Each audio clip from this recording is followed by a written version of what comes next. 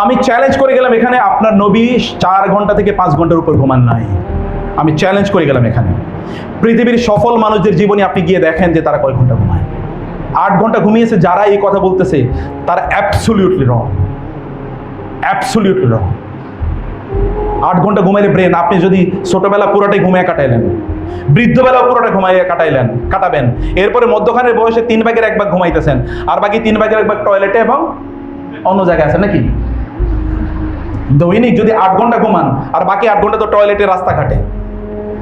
কারণ আপনি যদি ডেইলি কেবল আপনার জুতার ফিতা কতটুকু সময় জুড়ে আপনি এটাকে মানে লাগিয়েছেন, জুতা কয়বার পড়েছেন এবং কয়বার করেছেন, এটা যদি হিসাব করে দেখেন তাহলে জীবনে 10 ভাগের 1 ভাগ সময় কেবল জুতাই পড়ছেন।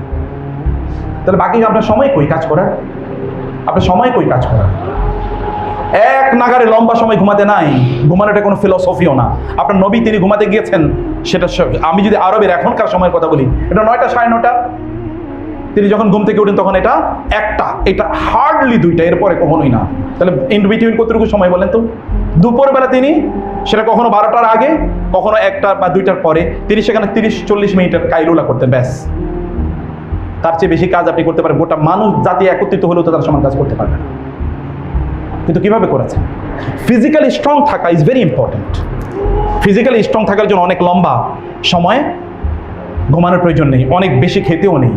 অনেক বেশি খেলে আপনি কোনো কাজও করতে পারবেন না। আপনার নিজের এমন কি যোগ্যতা আপনি এর মধ্যে ডেভেলপ করেছেন? আপনার যোগ্যতা ডেভেলপ করতে হবে না? আপনি মার্কেটে এখান থেকে বের হওয়ার পর আপনি 15,000 টাকায় চাকরি কেন করবেন? আপনার নিজের আত্মসম্মানে লাগবে না এতটুকু চাকরি করার জন্যে? আপনার আত্মসম্মানে লাগলে কেন আপনি why do you spend your time or why do you still spend your time? আপনি আপনার সময়টাকে কেন অন্যায়ভাবে ব্যয় করছেন? আপনি জীবনের লক্ষ্য কীভাবে আপনি নির্ধারণ করবেন? আপনি কীভাবে সফল হবেন? আমরা সফলতার জন্য দৌড়াচ্ছি, কখনো এটা করছি, কখনো সেটা করছি। সামটাইমস আমরা পথ খুঁজে পাই না, আমরা রাস্তা খুঁজে পাই না, আমরা বুঝি না কি করা। And this is why the time is spent, the life is damaged. সময় বয়ে যায় কিন্তু জীবনে কোনো গন্তব্য হয় না, কোনো গতি হয় না। You suffer from frustration, anxiety, এবং ভবিষ্যৎ নিয়ে দুশ্চিন্তা আপনাকে ওভারকাম করে, আপনাকে চারিদিক থেকে ঘিরে রাখে। কখনো কখনো আপনি জানেন না করবেন কি, কিন্তু আপনি যদি নবীজি সাল্লাল্লাহু আলাইহি ওয়াসাল্লামের জীবনে আসেন, তার জীবনে যদি আপনি পড়েন, তার পাশে যদি আপনি চলেন, তাইলে আপনি কোনোদিনই পথ হারা হবেন না। আপনি কোনোদিন পথ থেকে বিচ্যুত হবেন না। আপনি কখনোই গন্তব্য হারাবেন না। You will always remain focused, concentrated. আপনি বলেন তো মানব ইতিহাসে এমন একজন ব্যক্তির নাম যার নাম প্রত্যেকটি শ্বাসে, নিঃশ্বাসে, প্রতিটি সেকেন্ডে, নট অনলি সেকেন্ডস, প্রতিটি মাইক্রো সেকেন্ডে লোকেরা উচ্চারণ করে? একজন ব্যক্তির নাম বলতে পারবেন এই মানব ইতিহাসে? এক্সেপ্ট মোহাম্মদ সাল্লাল্লাহু আলাইহি ওয়াসাল্লাম, you know that there are 2.5 billion Muslims across the world. সারা পৃথিবীতে প্রায় 250 কোটির মতো মুসলমান আছে। মুসলিম হতে হলে আপনাকে দুটো জিনিসের ডিক্লারেশন দেওয়া লাগে। একটা হচ্ছে লা ইলাহা ইল্লাল্লাহ, দ্বিতীয়টি মুহাম্মাদুর রাসূলুল্লাহ। You are not believer until you declare this two. এবং যদি এই ডিক্লারেশনের ক্ষেত্রে কোথাও যদি একটু ত্রুটি থাকে, তাইলে আর আপনি মোমেনদের যে কমিউনিটি, এই কমিউনিটির মধ্যে আর আপনি পড়েন। আপনি বলেন তো এমন একজন ব্যক্তির নাম যার নাম মসজিদের মিম্বর থেকে আশহাদু আন্না মুহাম্মাদুর রাসূলুল্লাহ উচ্চারিত হয়। আপনি বলেন তো এমন একজন ব্যক্তির নাম যার জন্য আপনি তাশাহুদে পড়তে হয় আশহাদু আন্না মুহাম্মাদান আবদুহু ওয়া রাসূলুহু। আপনাকে পড়তে হয় আল্লাহুম্মা সাল্লি আলা মুহাম্মাদ, আল্লাহুম্মা বারিক আলা মুহাম্মাদ। আপনি একবার চিন্তা করে দেখুন তো, আপনি আজান থেকে শুরু করে ইকামত থেকে শুরু করে সালাত, আপনার জীবনের এমন কোনো জায়গা নাই যেখানে তিনি আপনার জন্য রিলেভেন্ট না, তিনি আপনার জন্য পার্টিনেন্ট না, তিনি আপনার জন্য সূর্য নয়। ওয়াশ-শামসু ওয়াল কামারু বিহুসবান ওয়ান নাজমু ওয়াশ-শাজারু ইয়াসজুদান। আপনি যদি এই পৃথিবীর সূর্যের দিকে তাকান, তাহলে সূর্যকে আপনি দেখবেন যে it gives you lights for 12 hours or 13 hours or at best 14 hours, then it disappears. তারপরে আপনি অন্ধকারে নিমজ্জিত হন। কিন্তু মুহাম্মদ রাসূলুল্লাহ সাল্লাল্লাহু আলাইহি ওয়াসাল্লাম এমন এক সূর্য যেটা 24 ঘন্টার মধ্যে এক মুহূর্তের জন্য ডিসঅ্যাপিয়ার করে না, এক মুহূর্তের জন্য ডাজন্ট সেট ডাউন, কখনো অস্তমিত যায় না। তিনি উজ্জ্বল প্রত্যুজ্জ্বল হয়ে আপনাকে আলো দিয়েই যাচ্ছেন এবং অব্যাহতভাবে আলো দিয়ে যাচ্ছেন। and the radiance of his light increases, প্রতিটি সেকেন্ডে তার আলোর যেই এই বন্যা, এই যে বিকিরণ, এই যে বিচ্ছুরণ, এটা প্রত্যেকটা সেকেন্ডে বাড়ছে, এক মুহূর্ত কমে না। আপনি আলোকিত হচ্ছেন, আপনি সফল হচ্ছেন। যদি সফলতার জন্য আপনি দৌড়ান, আপনি যদি আপনাদের ক্যারিয়ারকে তৈরি করতে চান, in any sense of the term, যে কোনো অর্থেই ক্যারিয়ার যদি আপনি তৈরি করতে চান, brothers and sisters, across your gender identity, across your age, beyond your age limit, আপনি কোন জায়গায় যেতে চান?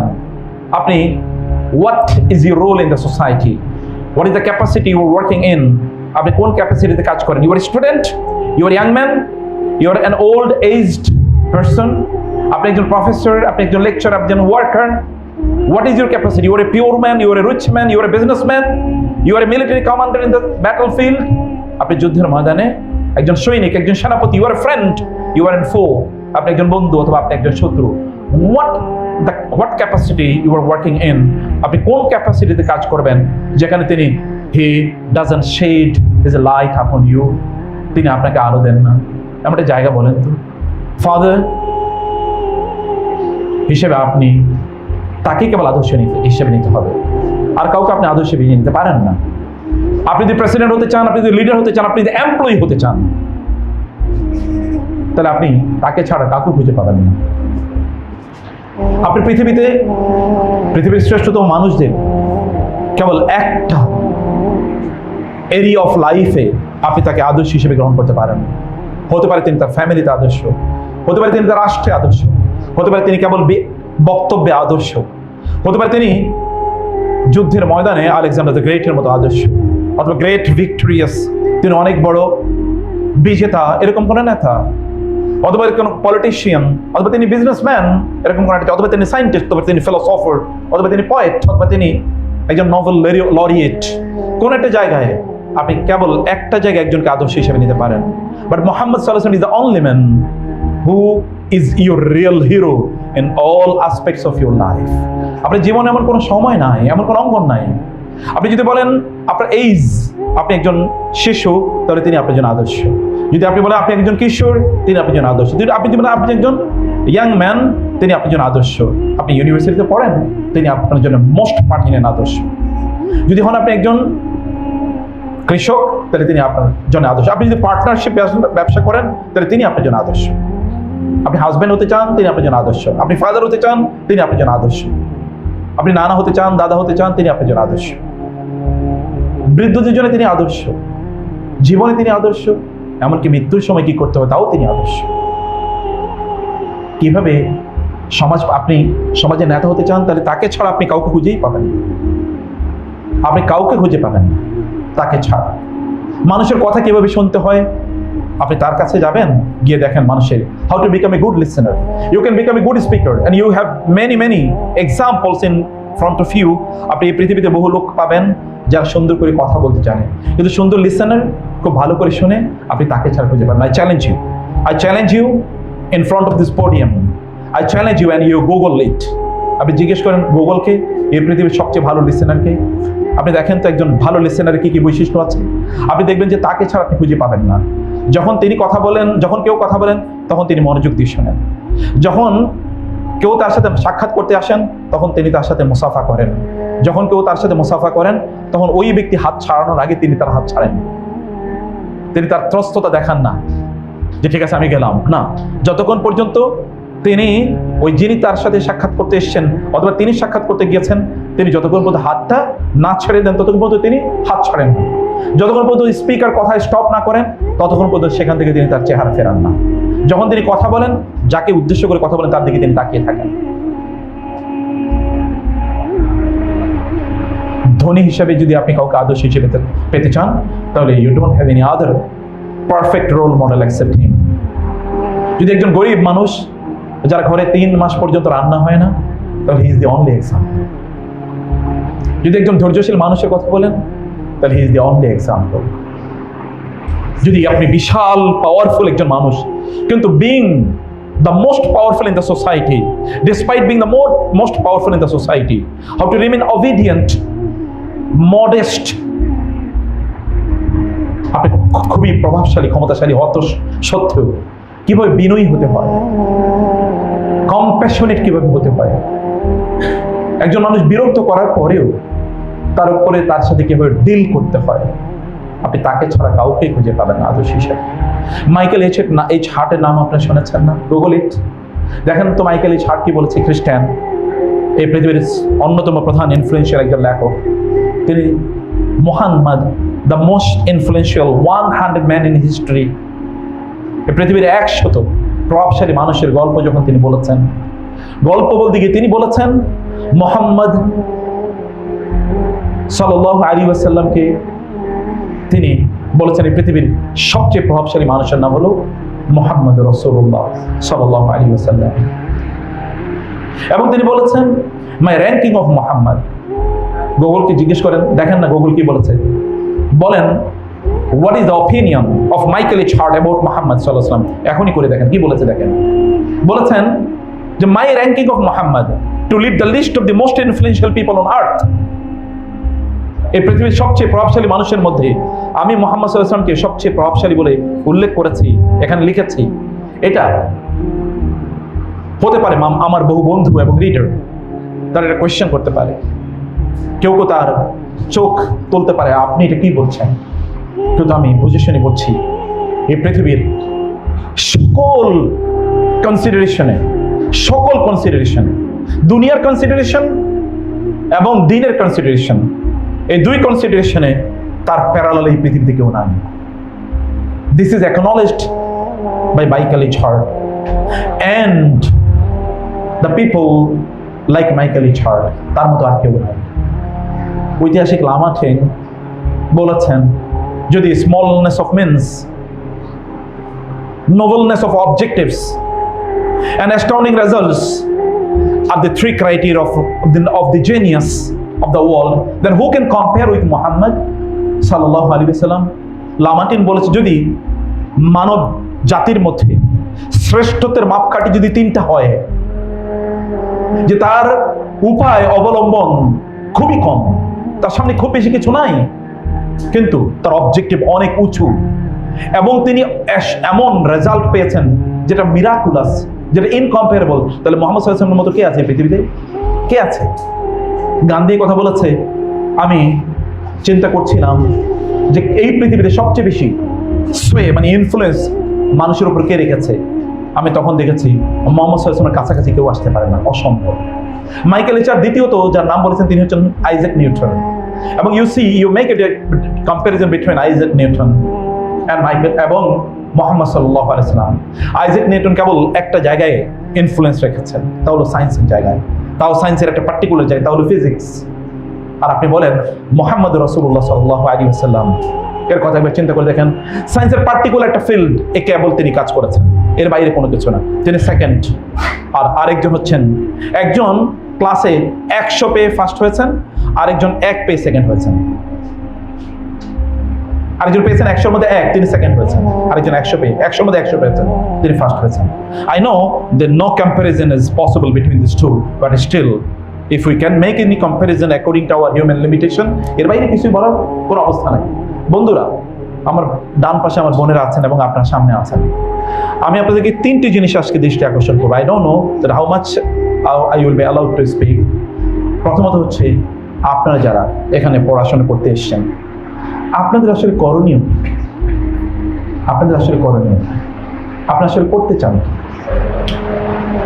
সেই জায়গায় আমি কিছু কথা বলবো আপনাদের জন্য। এবং 2 নম্বর হচ্ছে রাসূলুল্লাহ সাল্লাল্লাহু আলাইহি ওয়াসাল্লামকে সাহাবায়ে কেরামরা কেমন ভালোবাসতেন এবং কেমন অনুসরণ করতেন, অ্যালাইনড উইথ দ্য ডিসকাশন।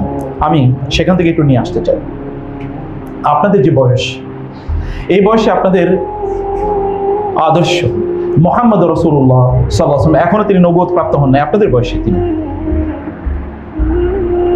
20, 21, 22 অথবা 19, 20, 21, 22 এই সময়ে তিনি কি ছিলেন বলেন তো সমাজে? এই সময় তিনি কি করেছে? সময় যখন কোনো ঝগড়া বিবাদ মারামারি লাগে তখন লোকেরা কেবল তার কাছে আসে, আর কাউকে তারা ট্রাস্টে নিতে পারে না।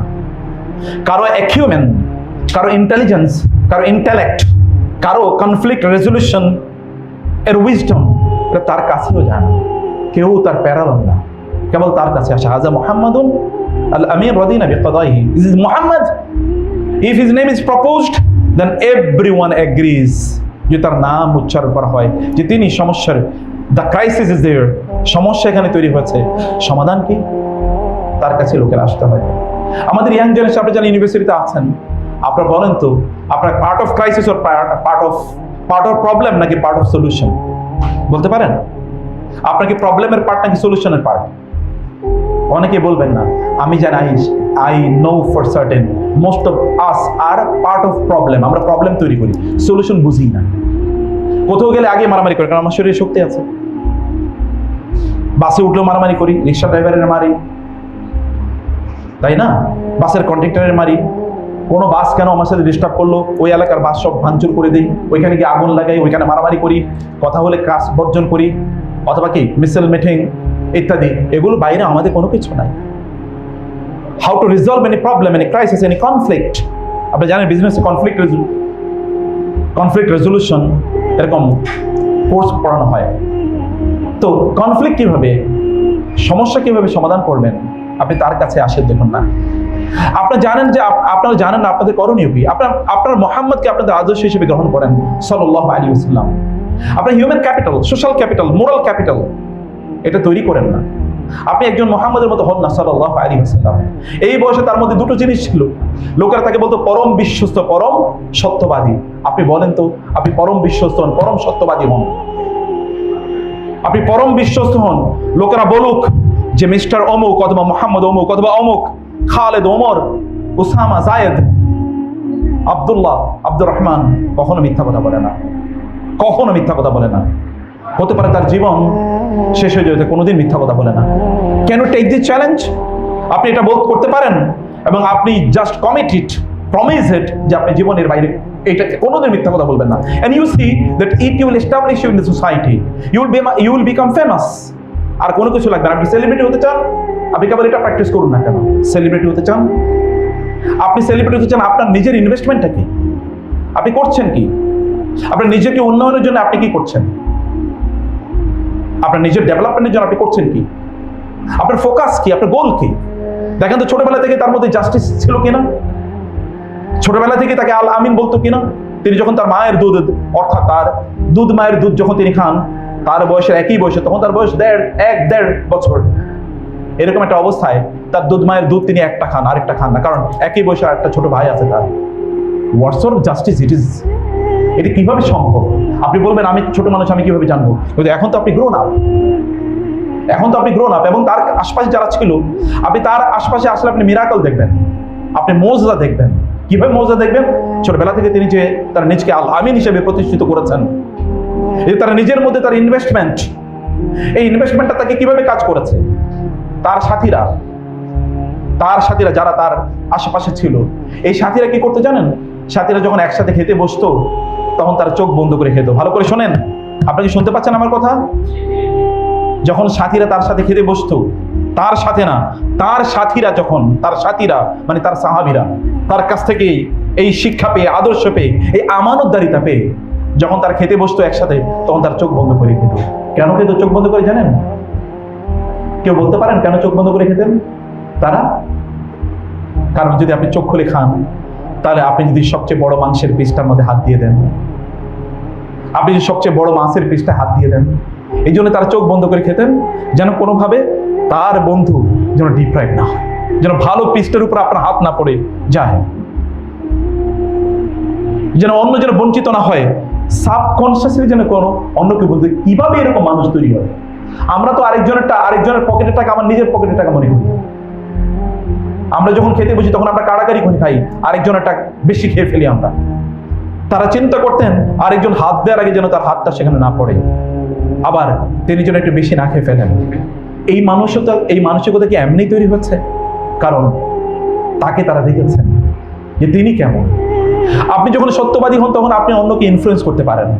আপনি যে সত্যবাদী না হন, তখন আপনি হাজারো চিৎকার করে বক্তব্য দিলেও লোকেরা এরপর এখান থেকে বের হয়ে যাবে। উনি বলেছেন, যদি আপনি হৃদয় থেকে এটাকে লালন না করেন, আপনার শরীরে যদি এটা প্র্যাকটিস না থাকে, তাহলে কখনোই হবে না।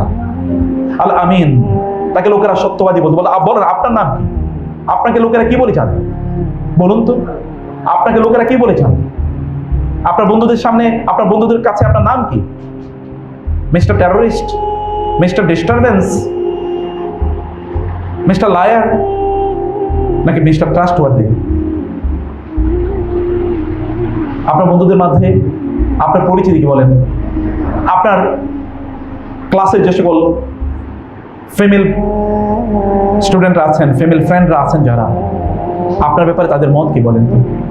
তারা কি বলবে আপনার ব্যাপারে? বলবে না উনি খুবই দিনদার, না দিনের কথা আমি না বললাম, না উনি খুবই অনেস্ট, তার চরিত্র খুবই মাধুর্যপূর্ণ, তিনি কখনো খারাপ দৃষ্টিতে তাকান না। কারণ নারীদের মধ্যে আল্লাহ সুবহানাহু ওয়া তাআলা এরকম দূরদর্শিতা দিয়েছেন, আপনার চেহারার দিকে, আপনার চোখের দিকে তাকালে বুঝতে পারবেন আপনার চরিত্র কি। যদি একজন নারী যদি সত্যিকার অর্থে ভালো হয়, তাহলে তিনি আপনার চেহারার, আপনার চোখের দিকে তাকালে বুঝতে পারবেন যে আপনার চরিত্র কি। আপনি বলেন তো, আপনি আয়নার সামনে দাঁড়িয়ে বলেন তো আপনার চরিত্রটা কি। আপনি বলতে পারেন যে আমার ইউনিভার্সিটির সকল স্টুডেন্টদের সামনে আমি দাঁড়িয়ে বলতে পারবো, I have never cheated anyone, I have never talked ill of anyone. আমি জীবনে আমার এই ক্যাম্পাসের কোনো নারীর, কোনো বোনের বিরুদ্ধে একটা খারাপ কথা বলি। আপনার বন্ধুরা কি এই ব্যাপারে টেস্টিমনি দিতে পারবে? আপনার বন্ধুরা কি এই কথা বলতে পারবে? এর যদি না বলতে পারে, একবার চিন্তা করে দেখেন তো, যখন রাসূলুল্লাহ সাল্লাল্লাহু আলাইহি ওয়াসাল্লামের উপর নবুয়ত আসলেন, আসার পর তিনি মানুষকে ডাকলেন, ইয়া মাশারা কুরাইশ, হে কুরাইশরা তোমরা আসো। সবাই দৌড়ে আসে। Muhammad was so influential in the society. আপনি সেলিব্রিটি হতে চান, ফেক সেলিব্রিটি? সোশ্যাল মিডিয়াতে আপনার কত লোক ফলো আছে, ফলো করে, ইনস্টাগ্রামে কতজন ফলো করে, ফেসবুকে কতজন ফলো করে, ইউটিউবে আপনার ভিডিও কয়জন দেখে, সেই সেলিব্রিটি হতে চান? রিয়েল সেলিব্রিটির কাছে আসুন। যখন লোকদেরকে তিনি ডাকলেন, সবাই সেখানে দৌড়ে গেল। কারণ লোকেরা জানেন মুহাম্মদ ডেকেছে মানে হচ্ছে সাধারণ কোনো বিষয় না, খুবই গুরুত্বপূর্ণ কোনো ঘটনা ঘটেছে। সবাই এভরিওয়ান, সবাই সেখানে দৌড়ে গেল। তিনি পাহাড়ের পাদদেশে দাঁড়ালেন। পাহাড়ের পাদদেশে মানে হচ্ছে তার সামনে মাইক, কারণ একটু উঁচুতে দাঁড়ালে আপনার কণ্ঠটা একটু বেশি জায়গায় পৌঁছে। তিনি সেখানে দাঁড়ালেন, বলে হে কুরাইশ, কুরাইশ আসি। সবাই একত্রিত হলো। তিনি তাদেরকে বললেন, আমি যদি তোমাদেরকে বলি এই পাহাড়ের ঠিক অপর প্রান্তে একদল শত্রু তোমাদেরকে আক্রমণ করার জন্য দাঁড়িয়ে আছে, তোমরা কি বিশ্বাস করবে? তারা কি বলেছে বলেন তো? বলেছিল, নাম, অবশ্যই আমরা আপনাকে বিশ্বাস করবো। মা জাররাবনা আলাইকাল কাযিবা আবাদা, আমরা জীবনে কোনোদিন আপনাকে মিথ্যা কথা বলতে শুনি নাই, জীবনে কোনোদিন শুনি নাই। These people, those who will become inimical to him later on, যারা পরবর্তীতে তার শত্রু হবে, তারাও পর্যন্ত কথা বলেছে। বদরের যুদ্ধে আবু জাহাল, বদরের যুদ্ধের বিপরীত পক্ষে কমান্ডার ইন চিফ, লোকেরা গেল আবু জাহেলের কাছে, আবু জাহাল, আমরা তো মুহাম্মদের বিরুদ্ধে যুদ্ধ করছি, আর চলেন তো একটু আমাদের নিজেদেরকে মূল্যায়ন করি, একটু নিজেদেরকে মূল্যায়ন করি, একবার বলেন তো আমরা যে মুহাম্মদের ব্যাপারে আপনার মূল্যায়ন কি? আবু জাহাল বলেন তো, বলে আল্লাহি তুমি যদি সত্য কথা বলতে বলো আমাকে, তাহলে আমি তোমাকে বলি যে I have never seen him speaking lie, he has never cheated anyone and he has never hurt anyone. সত্য করে বলি, আমি তাকে কোনোদিন মিথ্যা কথা বলতে দেখিনি, আমি তাকে কখনো মানুষকে আঘাত করতে দেখিনি, এবং আমি কখনো দেখিনি তিনি মানুষকে চিট করেছেন, মানুষের ধোঁকাবাজি করেছেন, কখনোই ঘটে নাই। এটা কিন্তু আজকের ঘটনা নয়। তিনি নবী, নবুয়তের দায়িত্ব পাওয়ার আরো 15 বছর পরের কথা বলছি।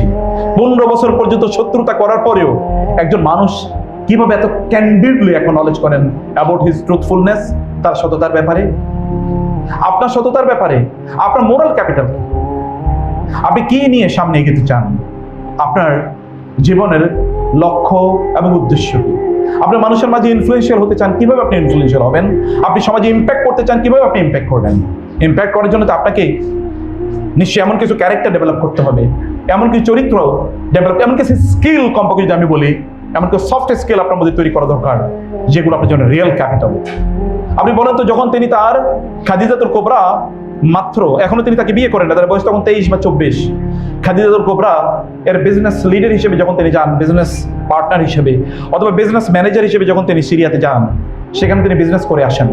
এত পরিমাণ বিজনেস করলেন যে অন্য সময় খাদিজার রাদিয়াল্লাহু তাআলা আনহা তার কৃতদাস এবং তার মাইসার এসে বললেন যে গত 40 বছর খাদিজার ব্যবসা আমরা করছি, গত 40 বছর এই পর্যন্ত খাদিজা বাবা তার বাবার ব্যবসা করেছি, এত ব্যবসা কোনোদিন করতে পারি নাই, অন্য সময়ের চেয়ে প্রায় 4 গুণ বেশি ব্যবসা করেছি। এই স্কিল তিনি কোত্থেকে অর্জন করলেন? আমি কেবল এই স্কিলের কথাই বলছি আপনাদেরকে। আগে আপনাকে যদি এখন ব্যবসা করতে দেওয়া হয়, আপনাকে 1 লাখ টাকা দেওয়া হলো, আপনাকে যদি বলা হয় যে 1 মাস পরে আপনি 1 লাখ টাকা 50,000 টাকা করে নিয়ে আসবেন, কারণ আপনি ব্যবসা বুঝেন না, আপনি স্কিল ডেভেলপ করেন না। তিনি তো 1 লাখ টাকাকে 4 লাখ টাকায় পরিণত করে নিয়ে এসেছেন 1 মাসের মধ্যে। 1 লাখ টাকায় তিনি 4 লাখ টাকায় করে নিয়ে এসেছেন 1 মাসের মধ্যে। এবং তিনি জানেন সমাজে কোনটা ডিমান্ড বেশি, তিনি মার্কেট ইকোনমি বুঝেন, তিনি মার্কেট ডিমান্ড বুঝেন, তিনি মানুষের কোনটার প্রতি কোন জিনিসটা মানুষের প্রয়োজন, he understand the market, the dynamics of the market. তিনি সমাজের বাজারে তিনি অবস্থা বুঝেন। যারা বিজনেসে পড়েন, কেবল বিজনেসে পড়লেই বিজনেসম্যান হওয়া যায় না, কেবল বিজনেসে পড়লেই বিজনেসম্যান হওয়া যায় না। ওয়ারেন বাফেট পৃথিবীর সবচেয়ে বড় ধনী মানুষ, হার্ভার্ডে তিনি অ্যাপ্লাই করেছিলেন, হার্ভার্ড বিজনেস স্কুলে পড়ার জন্য, কেউ তাকে রিজেক্ট করেছে। এখনো হার্ভার্ড বিজনেস স্কুলের সবচেয়ে বড় ব্যর্থতা হিসেবে এটাকে দেখানো হয় যে ওইখানে তাকে ভর্তি নেওয়া হলো বিজনেস স্কুলে। বিজনেস করার জন্য বিজনেস স্কুলে পড়ার প্রয়োজন নাই, তিনি কোন স্কুলে পড়েছেন, কিন্তু তার মধ্যে ক্যাপিটাল ডেভেলপ করেছেন, তিনি সেই এক্সপিরিয়েন্স, তিনি সেই স্কিল ডেভেলপ করেছেন, তিনি ব্যবসা করে এসেছেন। কিন্তু তার চেয়ে আরো বড় কথা কি জানেন?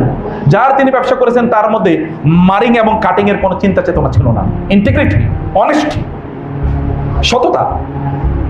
এবং মাইসার এসে বলেছেন, ওয়াল্লাহি, আল্লাহর কসম করে বলেছি, মুহাম্মাদের একটাই অবজেক্টিভ ছিল, how to raise the profit ratio, profit level, কিভাবে প্রফিট লেভেলগুলো বাড়ানো যায়। তিনি সিরিয়ার বাজারে খুঁজে বেরিয়েছেন মক্কার মানুষের ডিমান্ড কোনগুলো বেশি, কারণ যেগুলো ডিমান্ড বেশি সেগুলো দাম এমনি বেড়ে যায়। ইকোনমিতে আপনি পড়েছেন, ডিমান্ড যত বাড়ে তত কি দাম বাড়ে, ডিমান্ড যত কম তত কি দাম কম। অতএব ডিমান্ড বাজারে কোনটা বেশি, মানুষের প্রয়োজন কোনটা, তিনি এটি খুঁজে বের করেছেন এবং তিনি মানুষকে সেগুলি দিয়েছেন, সেগুলো তিনি নিয়ে এসেছেন। আপনি বলেন, আপনি যদি এখন আপনাকে বিজনেস করতে বলা হয়, তাহলে আপনি বিজনেসের কি কি স্কিল ডেভেলপ করেছেন? কিন্তু আমি তো নবীর কথা এখনো বলিনি, নবুয়তের কথা এখন আপনাদেরকে বলছি না, আপনাদেরকে এই কথা বলছি। সমাজের যখন কনফ্লিক্ট তৈরি হচ্ছে, আপনি এখন মাশাআল্লাহ MUIS metropolitan university Islamic society করেছেন, খুবই ভালো। এই সোসাইটির জন্য গাইডের কথা আমি বলি।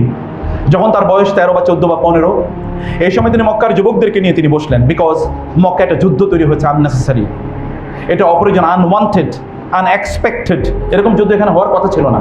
তিনি যুবকদেরকে নিয়ে বসলেন, বললেন যে কিভাবে এই জাতীয় ভবিষ্যৎ যুদ্ধ এবং যাদের প্রতি ইনজাস্টিস করা হয় এগুলো কিভাবে দমন করা যায়, এগুলো নিয়ে তিনি ভাবলেন, এগুলো নিয়ে তিনি চিন্তা করলেন, তাদেরকে নিয়ে তিনি বসলেন, ইনিশিয়েট করলেন। আব্দুল্লাহ ইবনে জুদআনের ঘরে তিনি তাদেরকে নিয়ে চুক্তি করলেন, যেটাকে আপনারা হেল্পফুল ফুজুল হিসেবে জানেন। হেল্পফুল ফুজুল সলিটারি মানে সলিডারিটি মুভমেন্ট তিনি তৈরি করলেন। এবং এটার ব্যাপারে তিনি এতটা প্রাউড তিনি ছিলেন, ইসলামের পরেও তিনি নবুয়তের দায়িত্ব পালন করার সময় তিনি বলেছেন, এখনো যদি আব্দুল্লাহ ইবনে জুদআনের ঘরে আমরা যে চুক্তি করেছি, এমন কোন চুক্তির প্রতি যদি এখনো আমাকে আহ্বান করা হয়, তাহলে আমি এখনো সানন্দে এবং সাগ্রহে সেই জাতীয় চুক্তিতে আমি অংশগ্রহণ করব। আমি বলছি যে আপনারা কি নিয়ে সামনে এগোচ্ছেন বলেন? আপনার নিজের এমন কি যোগ্যতা আপনি এর মধ্যে ডেভেলপ করেছেন? আপনার যোগ্যতা ডেভেলপ করতে হবে না? আপনি মার্কেটে এখান থেকে বের হওয়ার পর আপনি 15,000 টাকায় চাকরি কেন করবেন? আপনার নিজের আত্মসম্মানে লাগবে না এতটুকু চাকরি করার জন্যে? আপনার আত্মসম্মানে লাগলে কেন আপনি why do you spend your time or why do you still spend your time? আপনি আপনার সময়টাকে কেন অন্যায়ভাবে ব্যয় করছেন? কেন অন্যায়ভাবে? আপনার কেন স্কিল, আপনি কেন সুন্দর করে কথা বলতে জানেন না? তিনি তো সুন্দর করে কথা বলতে জানতেন এবং তিনি ছোটবেলায় সুন্দর করে কথা বলা শিখেছেন। যখন তিনি মায়ের দুধ খান তখন বনু সাদ গোত্রে তিনি চলে গিয়েছেন, সেখানে তিনি বড় হয়ে উঠেছিলেন এবং সেখান থেকে ফাইনেস্ট ল্যাঙ্গুয়েজ অফ আরবিয়া, আরবির সবচেয়ে সুন্দর ভাষা তিনি শিখেছেন। আপনি বলেন এই পৃথিবীতে সবচেয়ে ইনফ্লুয়েন্সিয়াল যে কয়েকটা বক্তৃতা আছে, এর মধ্যে 1 নম্বর বক্তৃতাটা হলো মুহাম্মদ রাসূলুল্লাহ সাল্লাল্লাহু আলাইহি ওয়াসাল্লাম, যেটা বিদায় হজে দিয়েছেন। এখনো এই পৃথিবীর যাবতীয় সমস্যার ওই বক্তব্যের মাধ্যমে সমাধান করে দেওয়া সম্ভব। সেখানে তিনি ইকোনমির কথা বলেছেন, সেখানে তিনি হিউম্যান রাইটসের কথা বলেছেন, সেখানে তিনি পলিটিক্সের কথা বলেছেন, তিনি জাস্টিসের কথা বলেছেন, তিনি উইমেন রাইটসের কথা বলেছেন। এমন কি আছে যেটা সেখানে নাই? তিনি যুদ্ধের কথা বলেছেন, তিনি স্লেভদের কথা বলেছেন, তিনি বিজনেসের কথা বলেছেন, তিনি সোসাইটির কথা বলেছেন, তিনি ফ্যামিলির কথা বলেছেন, তিনি রিলিজিয়নের কথা বলেছেন, তিনি দুনিয়ার কথা বলেছেন, তিনি আখিরাতের কথা বলেছেন। সেই বক্তব্যটা আই ডোন্ট নো এটা কত কি, I think that it will spend over 5, 6 or 7 minutes, 5-6 মিনিটের একটা বক্তব্য। আমরা তো 2 ঘন্টার বক্তব্য দিলেও এরপরে কোনো কিছু cannot make any summary or any influence. 6-7 মিনিটের বক্তব্য, কি ক্যারিশম্যাটিক কথা। উদিত যাও আমি আল কালিম, তার শব্দগুলো ছোট, কিন্তু এগুলোর মধ্যে রাজ্যের সকল সমাধান রয়েছে। আপনি কেন সুন্দর করে কথা বলতে জানবেন না? পৃথিবীর সকল মানুষ, সফল মানুষরা সুন্দর করে কথা বলতে জানবে। আপনি কেন ভাষা জানবেন না? তিনি তো শ্রেষ্ঠতম ভাষা। আপনি কেন সুন্দর করে বাংলা বলতে জানেন না? আপনি কেন ইংলিশ শিখলেন না? আপনি কেন আরবি শেখেন না?